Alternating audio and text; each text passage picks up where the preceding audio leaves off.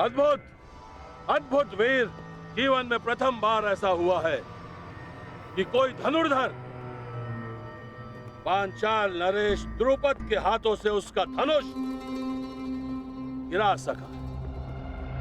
अब बार बार इस अनुभव के लिए तैयार रहे पांचाल नरेश।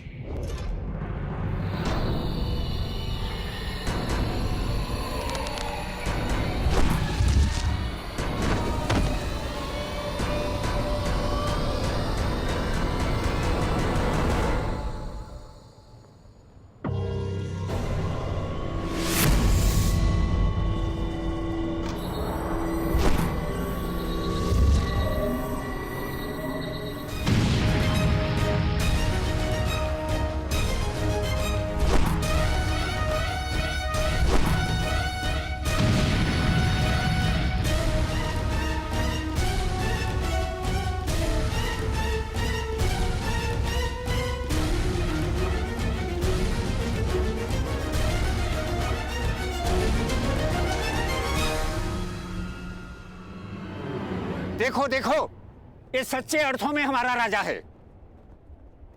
हमारे लिए, प्रजा के लिए, अंग देश के लिए जरासंध से युद्ध कर रहा है। देखो, इन्हें इस प्रकार बाहर नहीं आना चाहिए। जरासंध इनका प्रयोग करेगा।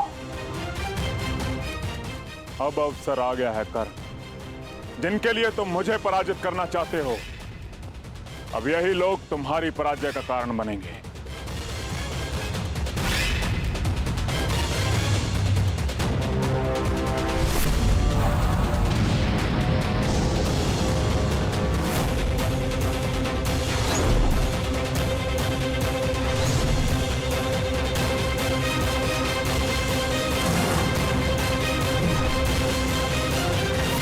सहस्त्र बाणास्त्र।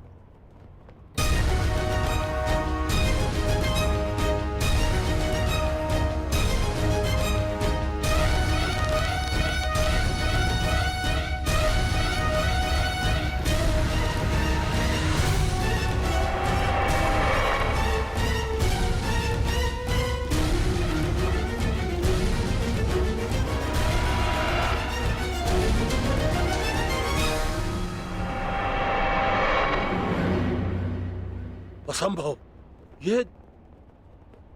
ये तो नागपाश, नागपाश है ये द्रुपद।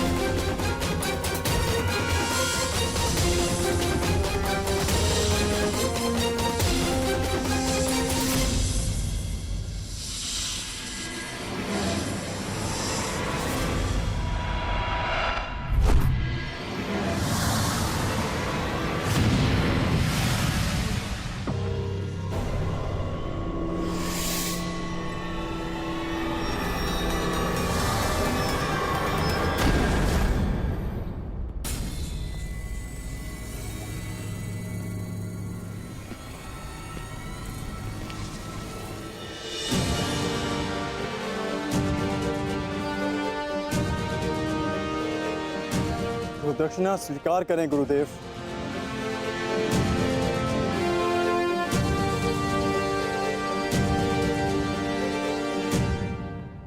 अश्वत्थामा को संदेश भिजवाया जाए। शीघ्र अतिशीघ्र उसका राज अभिषेक होगा, वो भी इस स्थान पर।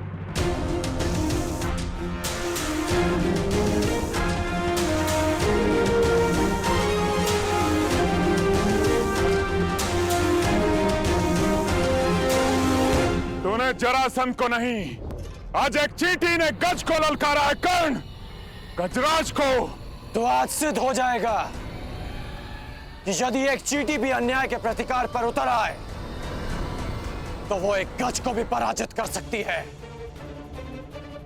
जरासंध आक्रामक हो रहा है, अवसर मिलते ही दिव्यास्त्र संधान करेगा। कर्ण, अपनी पूरी शक्ति लगा दो। एक बार जरासंध के क्रोध का ज्वर उठा तो उसका सामना नहीं कर पाओगे तुम। बहुत हुआ अंगराज, बहुत देख लिया बच्चे का खेल। अब तुम्हारा खेल मैं समाप्त कर दूंगा।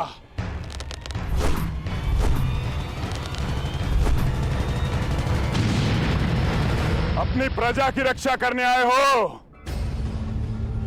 देखो अंगवासियों, ये तुम्हारी रक्षा करने आया है। अरे जो अपने अनुज की रक्षा ना कर सका, वो तुम सहस्त्र अंगवासियों की रक्षा क्या करेगा? नहीं कर्ण, क्रोधित मत हो। क्रोध में आओगे तो एकाग्रता खो दोगे। क्रोध करने की भूल मत करना। नहीं महामहिम, कर्ण को उकसाने की भूल तो मगध नरेश कर रहे हैं। कर्ण की सबसे बड़ी शक्ति उसका क्रोध ही है।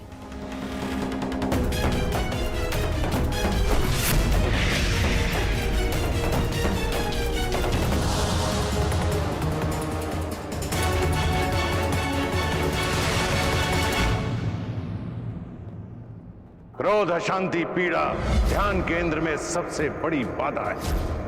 अपने क्रोध को, अपनी अशांति को, अपनी पीड़ा को शस्त्र बनाकर इसका उपयोग करो। कर्ण, उपयोग करो।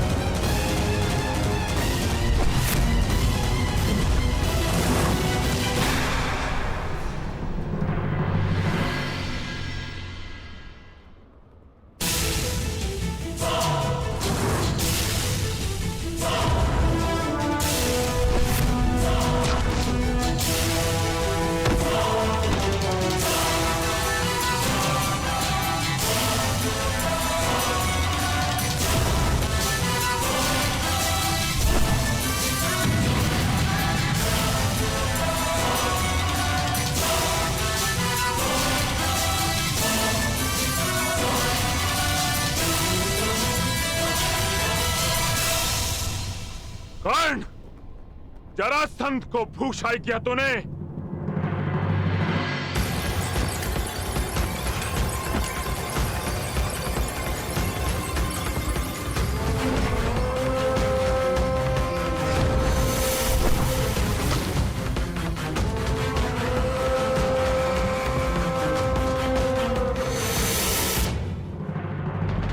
बस इतना ही बल है तुम्हारे बाणों में कर्ण। क्या तुम्हारे पास कोई ऐसा बाण नहीं है जो जरासंध का वक्ष भेद सके?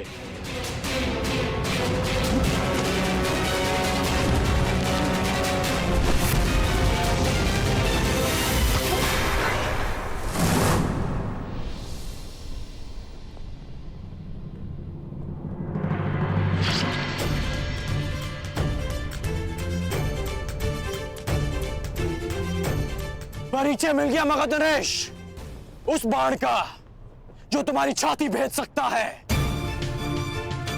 और उस धनुर्धारी का जो तुम्हें पराजित कर सकता है। जरासंध का रक्त बहाया तूने कर्ण। अभी संघ प्रदेश की प्यास तुम्हारे रक्त से बुझेगी।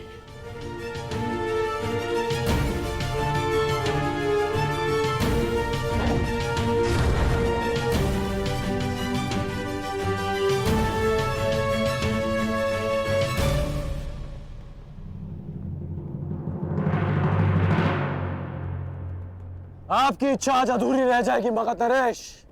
सूर्यास्त हुआ, इसलिए नियम अनुसार आज का युद्ध यहीं संपन्न होता है।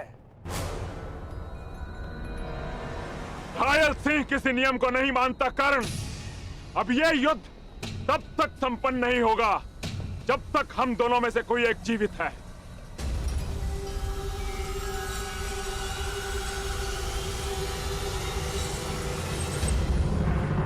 अब बाहुबल का परिचय दो कर्ण।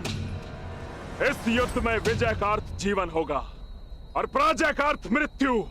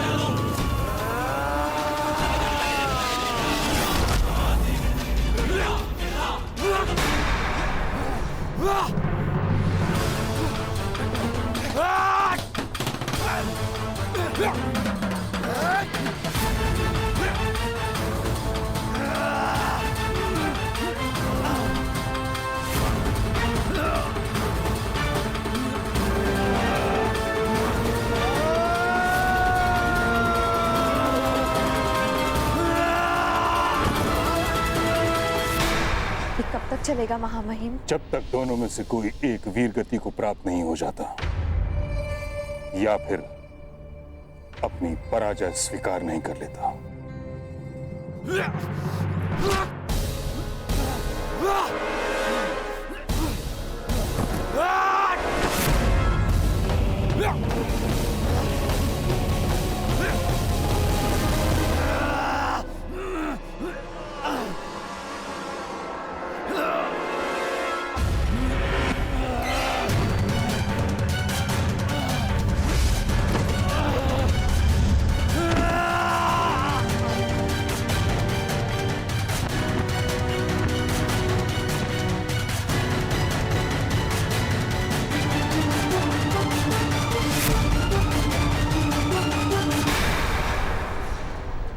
हुआ अंगराज? हो गया तुम्हारे बल का अंत? नहीं मगधराज, अभी तो प्रारंभ हुआ है।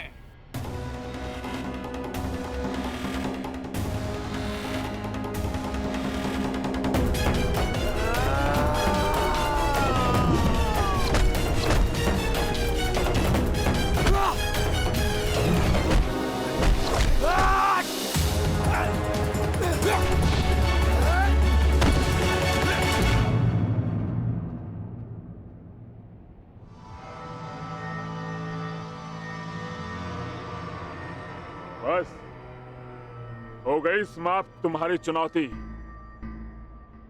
उठो या ना उठो, मृत्यु तुम्हारी निश्चित है। मृत्यु तो सबको आनी है मगधराज, परंतु मैं उठूंगा,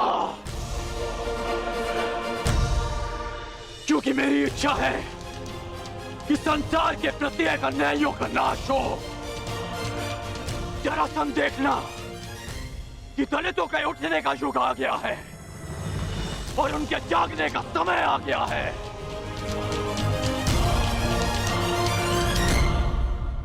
सूर्य की किरणें प्रस्तुत हैं और राधे कर्ण भी। आगे बढ़ो।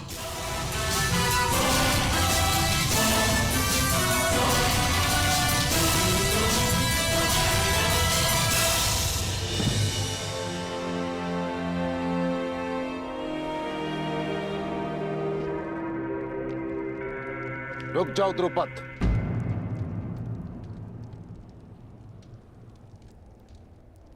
कहां जा रहे हो? अभी भी हमारे बीच बहुत कुछ शेष है। पांचाल पर तो विजय प्राप्त कर चुके हो द्रोण, अब क्या शेष है?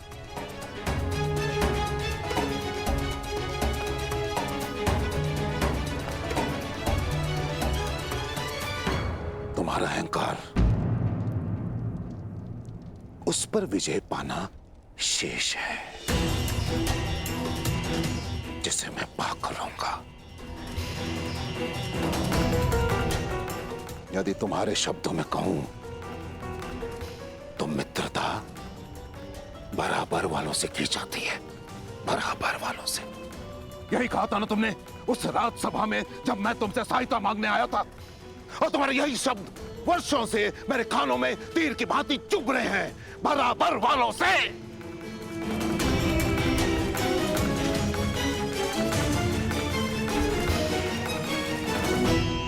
तो समय का चक्र देखो, आज तुम कहां और मैं कहां।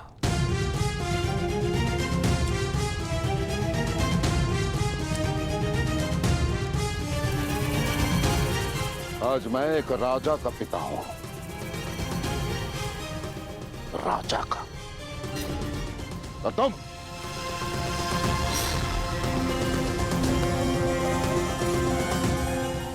कुछ भी नहीं द्रुपद।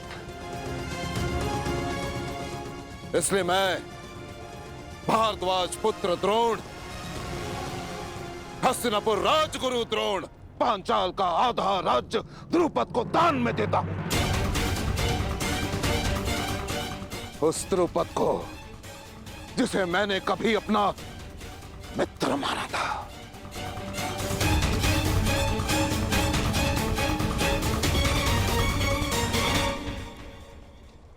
तुम राजा बनकर सब कुछ भूल गए द्रुपद, हमारी मित्रता, हमारे वचन।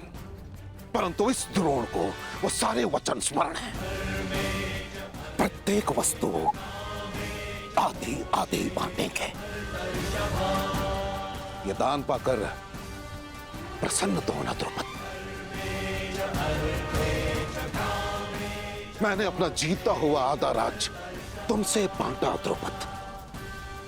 अब तुम उस अपमान के दंश को भी भोगोगे जिसका आधा मैं कई वर्षों से भोगता आया।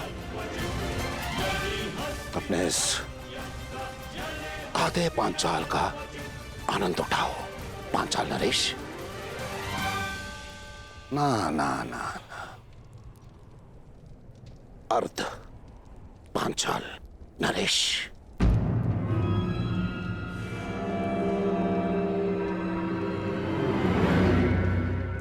बोलो हस्तिनापुर की, हस्तिनापुर की, हस्तिनापुर की, हस्तिनापुर की, हस्तिनापुर की। तुम्हारे मुख से ध्वनि क्यों नहीं निकल रही अर्ध पांचाल नरेश? याद है ना तुम्हें, जिससे दान प्राप्त होता है उसकी जय की जाती है। याद है ना?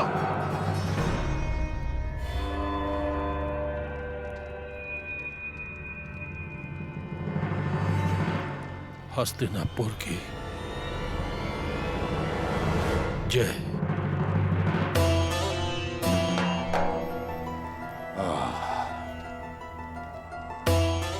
उत्तम, अति उत्तम।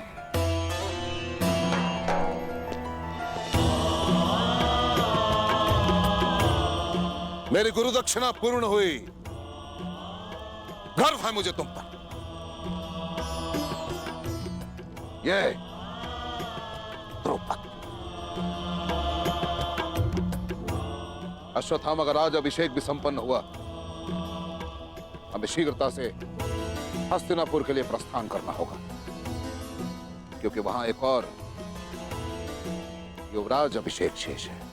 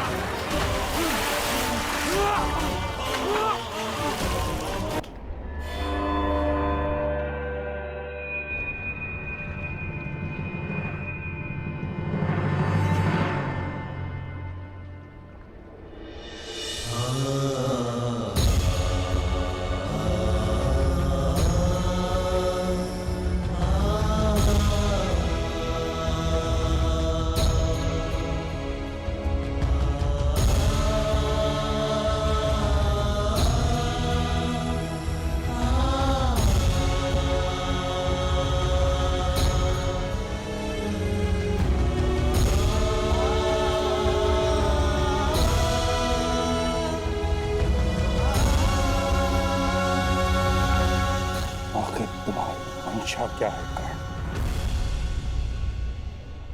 मारो अग्रराज, प्रहार करो, मेरे लिए प्रहार करो, मेरे लिए प्रहार करो अग्रराज, मेरे लिए। अंगराज, तुमने मेरे पुत्र की हत्या के प्रतिकार का वचन दिया है। उठो, प्रहार करो। मेरे पुत्र के लिए उठो। प्रहार करो कर्ण, अंक के लिए प्रहार करो।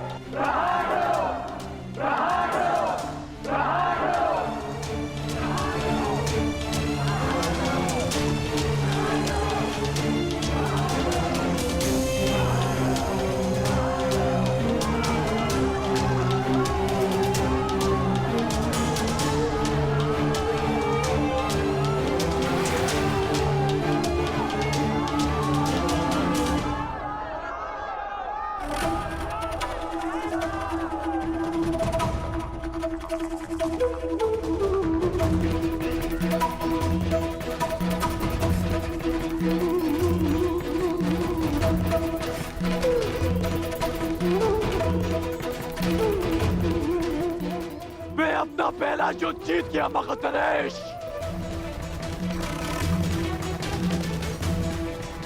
क्योंकि मेरी प्रजा अपने भेद से विजय हुई।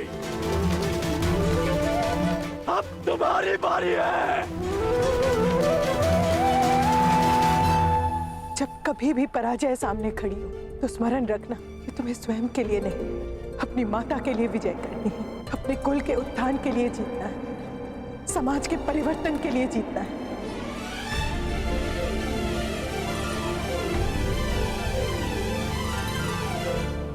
मेरा सपना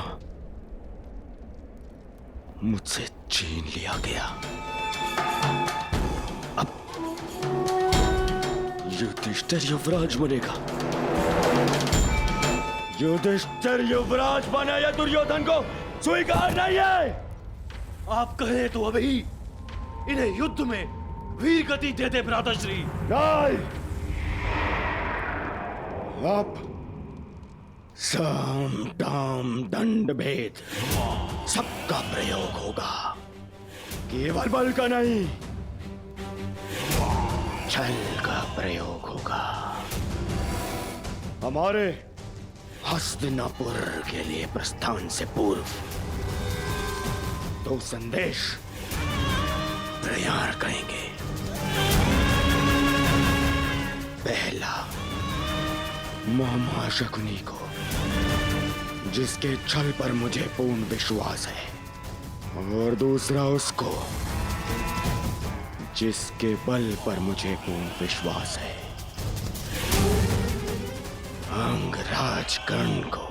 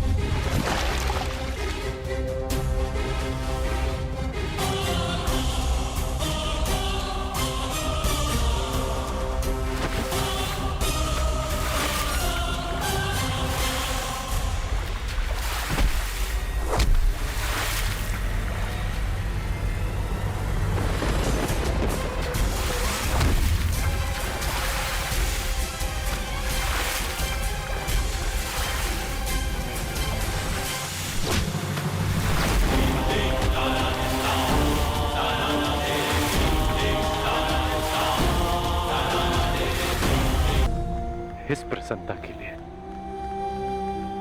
मैं 21 दिन तो क्या 21 जन्मों तक युद्ध कर सकता हूं।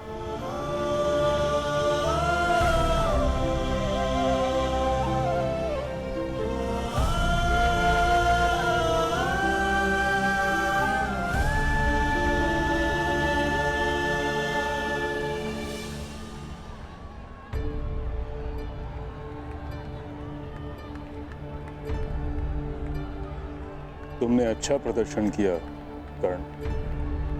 क्योंकि मुझे अच्छा प्रशिक्षण मिला।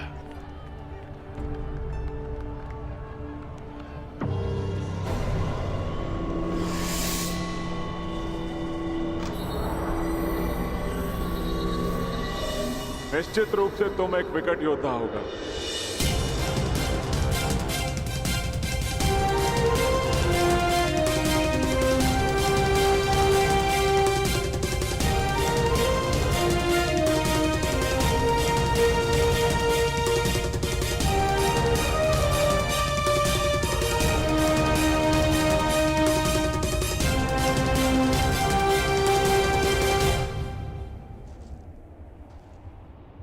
अपने जीवन में तुम जैसे शूरवीर और हठी योद्धा से मेरा आज तक सामना नहीं हुआ, और तुम जैसे योद्धा के हाथों पराजित होना अपमान का नहीं अपितु गर्व का विषय है।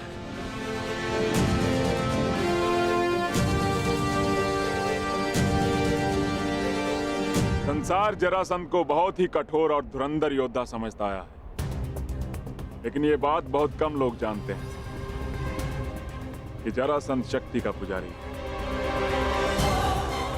और आज तुमने अंग की आत्मनिर्बलता ही नहीं अपितु जरासंध का सम्मान भी पा लिया है। अंगराज,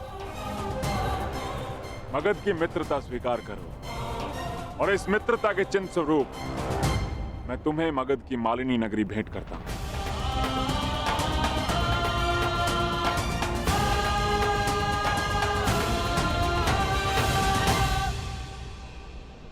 मैं ये स्वीकार नहीं कर सकता मगधराज।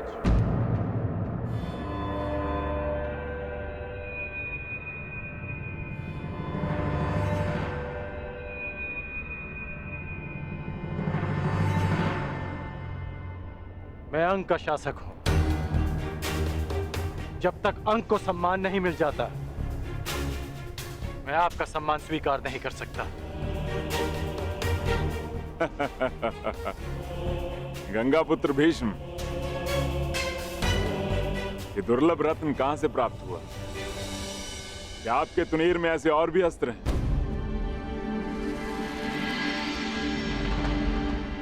कहिए अंगराज, मैं क्या अर्पण करूं आपको? अंगवासियों को जीवन का अधिकार। मैं चाहता हूं कि उस बांध को तोड़ दिया जाए जो अंग की समृद्धि को रोक रहा है। अंगराज, ये बांध केवल अंग की समृद्धि का स्रोत नहीं है। यदि इस बांध को तोड़ दिया गया तो मगध अपने एक बड़े संसाधन से हाथ धो बैठेगा। जो मैं मांग रहा हूं वो तो ब्याज भी नहीं, जो वर्षों तक अंग से छीना गया है। और विजेता होने के नाते शर्त रखने की स्थिति में आप नहीं, मैं हूं।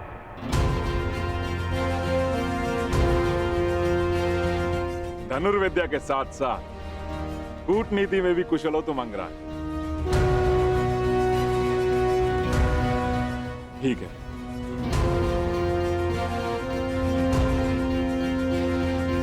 परंतु इस मांग के बदले मेरी भी एक मांग है कि मुझे जब भी तुम्हारी सहायता की आवश्यकता पड़ी, तुम एक बार मेरी सहायता करने अवश्य आओ।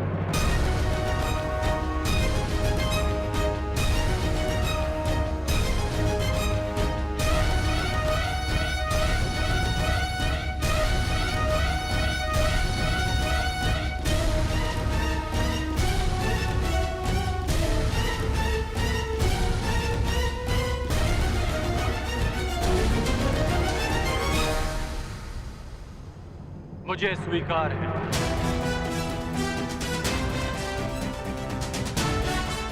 तो वचन दिया मित्र, तुम एक बार मेरी सहायता के लिए आओगे और ये जरासंध हर बार तुम्हारी सहायता के लिए प्रस्तुत होगा।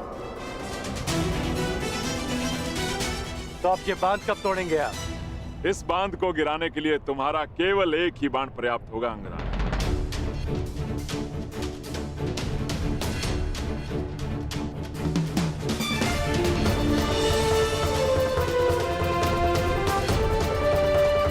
अंगवासियों, मगध नरेश का कहना है कि मेरा एक बाण उस बांध को तोड़ने के लिए पर्याप्त है, परंतु मेरा कुछ और मानना है। वर्षों तक जिस बांध के आगे आप हाथ फैलाए खड़े रहे कि वो आपकी प्यास बुझा सके, वो आज एक बार फिर आपके सामने खड़ा है। परंतु अब समय आ गया है कि आप अपने फैले हुए हाथों को मुट्ठी बनाकर स्वयं उस बांध को तोड़ दें जो आपकी प्यास और जल के मध्य खड़ा है। तो आगे बढ़िए और तोड़ दीजिए उस चट्टान को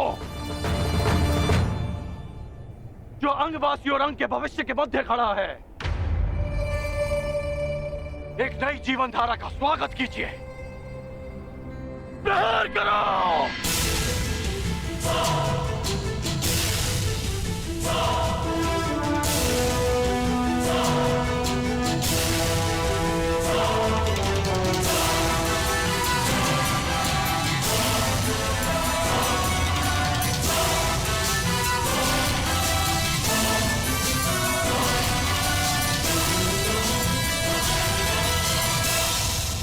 मैंने अपना अनुज और आपने अपना पुत्र खोया, और उस समय हम दोनों असहाय खड़े थे। हम बीते हुए कल को तो नहीं बदल सकते, परंतु जो कल आने वाला है वो हमारे हाथ में है। शोन की मृत्यु का प्रतिकार करने के कई अवसर मिलेंगे मुझे, परंतु ये अवसर आपका है।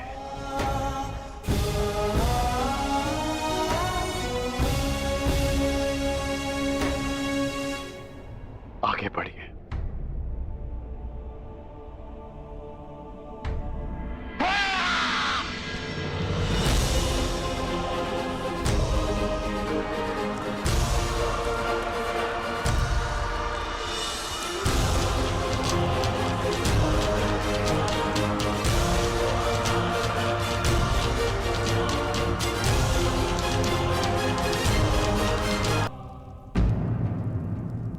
तुम्हें ये करना होगा दुशासन। नहीं भ्राताश्री, ये मुझसे नहीं होगा। ये मेरा आदेश है, प्रहार करो मुझ पे।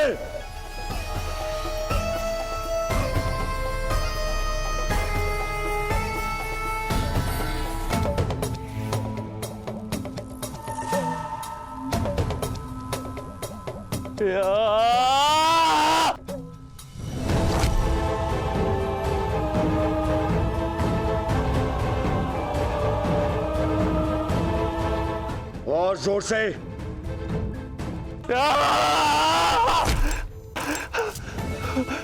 यहां नहीं, यहां मारो मेरे मुख पे।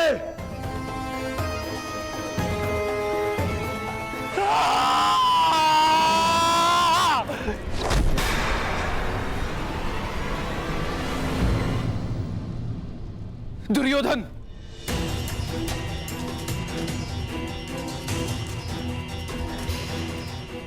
ये क्या कर रहे हो पुत्र?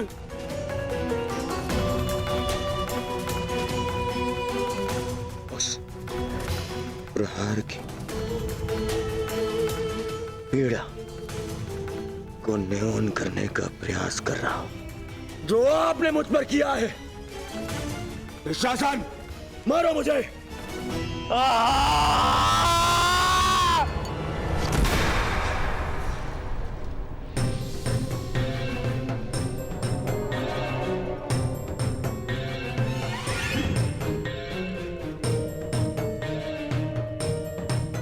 अपने पिता को कष्ट मत दो पुत्र, कष्ट मत दो।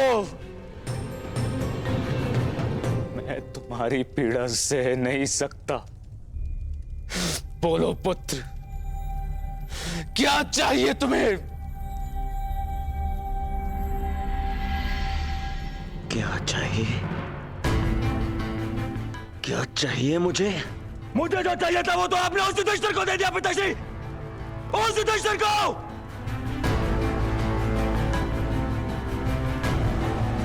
उस युवराज पद पर मेरा अधिकार था। उस मुकुट पर आपके ज्येष्ठ पुत्र इस दुर्योधन का अधिकार था। क्यों किया आपने ऐसा पिताश्री, क्यों? मैं विवश था पुत्र, विवश था मैं,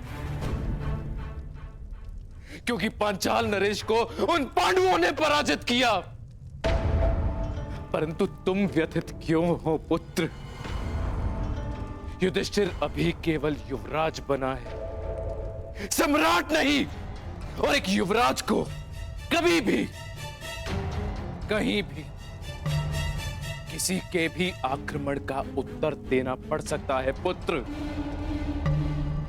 युधिष्ठिर को युद्ध में मैं भेजूंगा, मैं। और युद्ध में प्राण तो किसी के भी जा सकते हैं ना।